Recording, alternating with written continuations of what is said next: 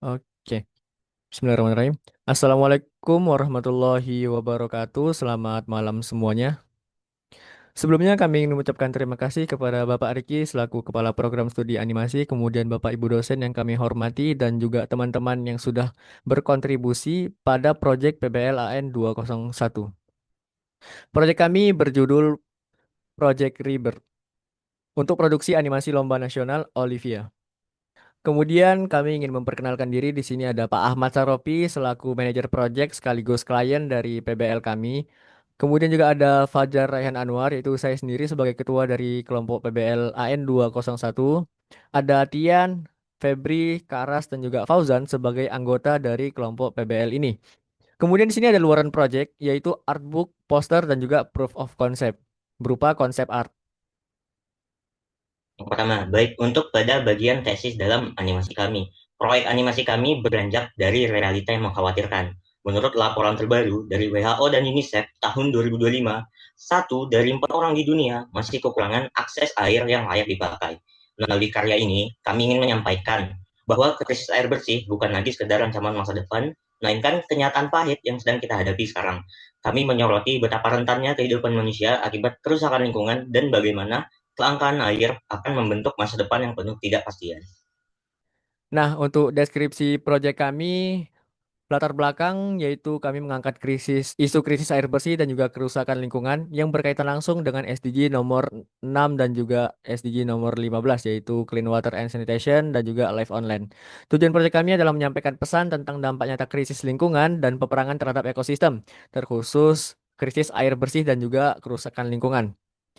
Kemudian ide proyek kami merupakan sebuah animasi sebagai media visual dan naratif yang mengisahkan sebuah robot yang berpetualang di dunia post-apokalips dengan berjuang mencari air untuk mereboisasi bumi.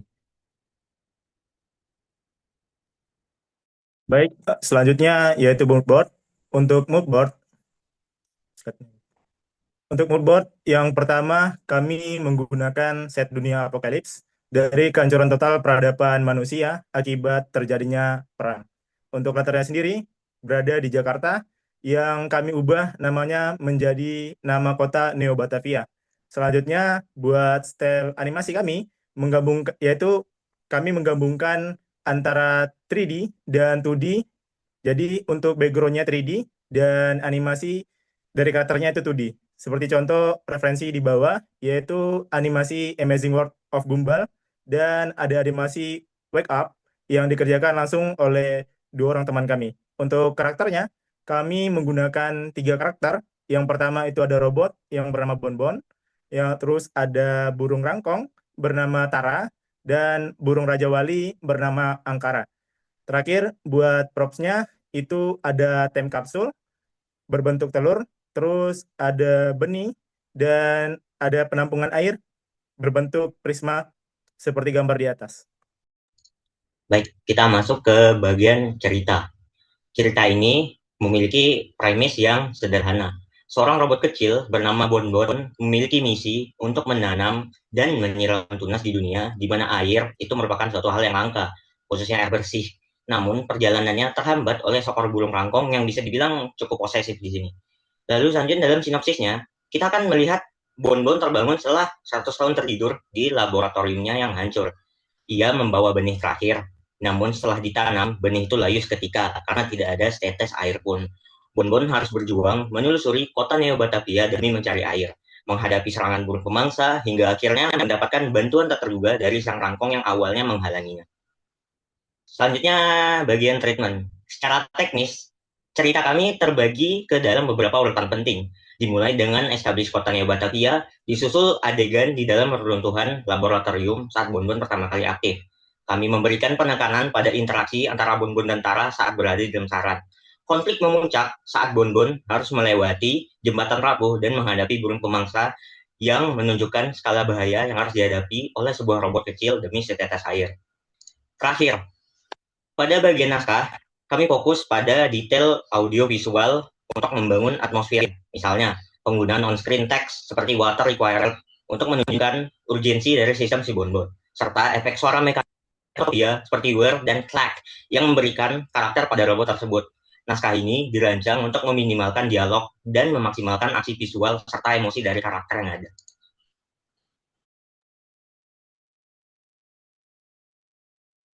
Baik, selanjutnya yaitu storyboard. Untuk storyboard ini, ini sudah full sampai cerita selesai. Kemungkinan nanti akan ada revisi atau tambahan. Dan buat storyboard ini sendiri ada sekitar 240 panel total keseluruhannya. Lalu selanjutnya ada karakter sheet.